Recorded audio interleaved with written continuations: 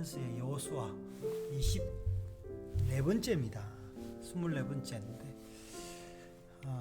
땅 분배 이야기를 가지고 하나님 나라를 살아가는 지혜라고 이야기를 했는데, 이제 이 본문을 이제 보면은, 자, 이게 르우벤 자손의 기업하고요, 네, 또 갓 자손의 기업, 동쪽에 있는 므낫세 반지파 자손의 기업, 이렇게 나오는데, 자, 우리 한석께서 이제 하나님 나라를 살아가는 지혜 이제 그랬었는데, 봅시다. 예. 하나님의 창조 사역 커튼의 뒤편은 이거 한 거 아닌가요? 한 거예요. 이거 지혜 네. 2. 예, 지혜 2죠. 잠깐 어제 좀 전에 거 맞습니다. 네. 성경의 모든 기록들은 하나님 나라를 증거하고 있다. 이 나라는 하나님의 은혜로 성도들의 심령 속에 이미 이루어졌고, 이 나라는 주님의 몸된 교회로서 지어져 가고 있다.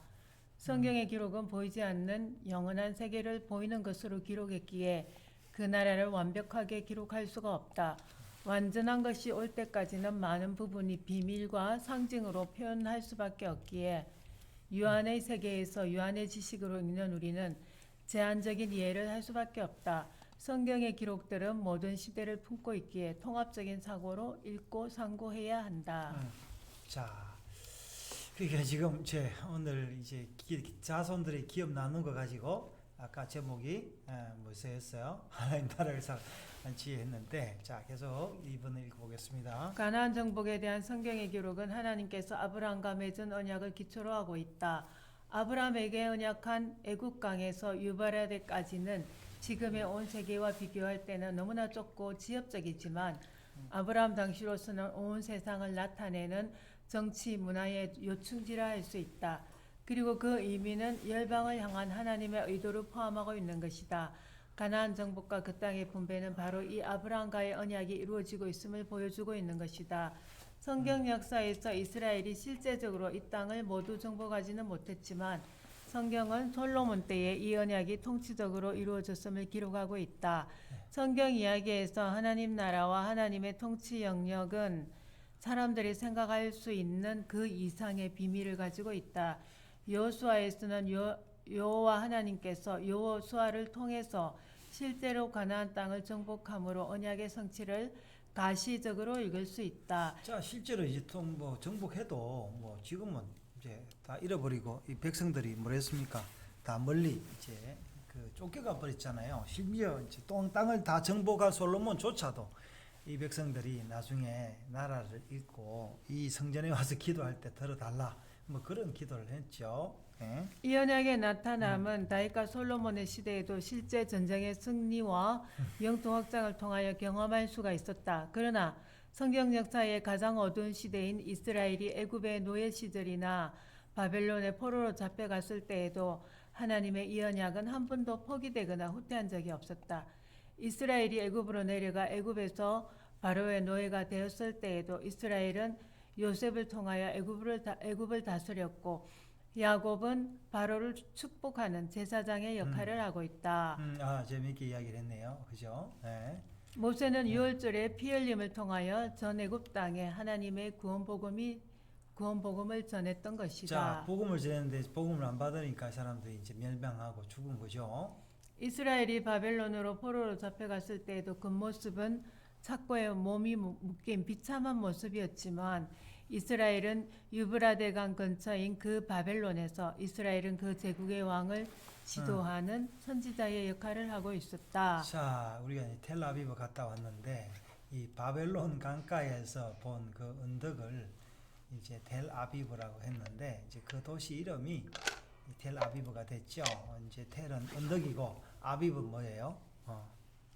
봄이라는 언덕인데, 사실은 또 새롭다, 뭐 처음이다, 뭐 이런 이야기인데, 심지어 이제 그러면서 계속 이 사람들이 역사를 이루어 왔습니다. 예? 또 이 시대에 한 여인을 통해서는 하나님의 구원의 능력을 열방에 선포하고 있지 않은가. 자, 에스더 이제 이야기죠. 그렇죠. 에서도 이제 그 무슨 불임절이죠. 불임절.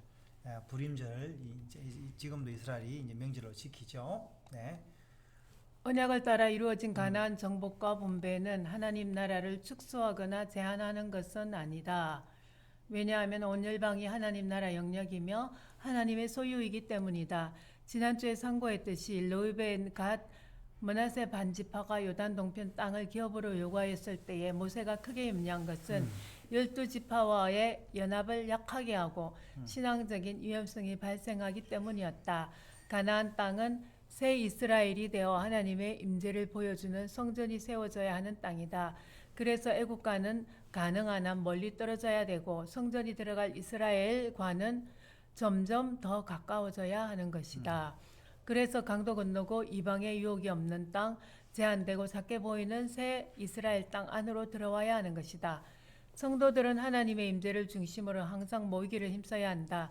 요단 동편은 그 임재의 장소와는 떨어져 있기에 함께 모이기에 장애가 있는 땅이고 세상의 흔적들이 성도들을 세속화시키는 장소이기도 하다. 자, 이제 이 사람들이 이제 자기의 장소를 이제 세속과 멀리 떨어져 있는 이제 그런 장소를 하는데 지금 이스라엘 사람들하고 사실은 우리가 접하기 여행 가봤지만 접하기가 힘들거든요. 밥도 같이 못 먹습니다. 왜 그렇죠? 그 사람들이 먹는 음식을 뭐라 그래요? 코시 음식을 예, 먹죠. 코시 음식을 먹기 때문에 이 사람들이 음식을 통해서도 이제 구별하려고 그렇게 하죠. 여러 부분에서 이제 그렇게 하고 있습니다. 네. 더 치열한 영적 전투를 각오해야 하고 우상 숭배를 배격하고 우상의 술사인 발람도 단호하게 처리해야 한다.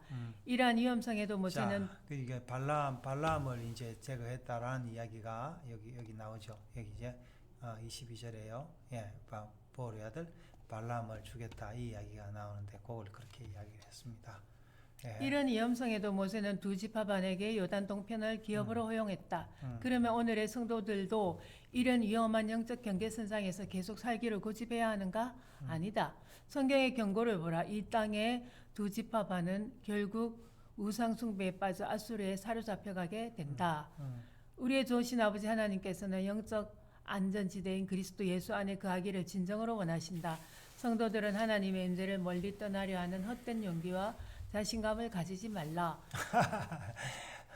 야, 이게 나쁜 자신감입니다. 그죠? 그러면은 지중해와 요단강 사이에 딱 그 안전지대에 있어야 된다는 그런 이렇게 비유적인 의미죠. 그러니까 다윗이 그제 내게 줄로 재어준 구역은 심히 아름다운 곳에 있으며 뭐 그러고 있죠. 그래서 이스라엘 사람들이 원칙적으로 남을 이제 공격하거나 침략하거나 그러지 않죠. 네. 성도들은 우리 눈에 보이기에 좁은 땅이 아니라 하나님 보시기에 좋은 그 땅에 견고히 서서 우리의 왕과 함께 살아야 한다. 또한 성도들은 우리의 진정한 기업이 눈에 보이는 것이 아님을 알아야 한다. 성도들은 영적 레위 지파로서 여호와 하나님께서 우리의 기업이 되심을 알고 이 땅에서 하늘의 지혜로 살아가야 한다. 자, 하늘의 지혜로 살아가야 되는 이 참 어떻게 보면 복되지만 상당히 좀 무거운 그런 임무입니다. 항상 축복과 이제 은혜는 이 양쪽으로 오는 걸 우리가 볼 수가 있습니다. 보석이 그냥 보석일 뿐만 아니죠. 굉장히 남들이 훔쳐가기 때문에 보관하기가 쉽지가 않습니다. 자, 우리도 이제 보석을 간직하는 이제 그런 지혜로 살아가야 되겠습니다.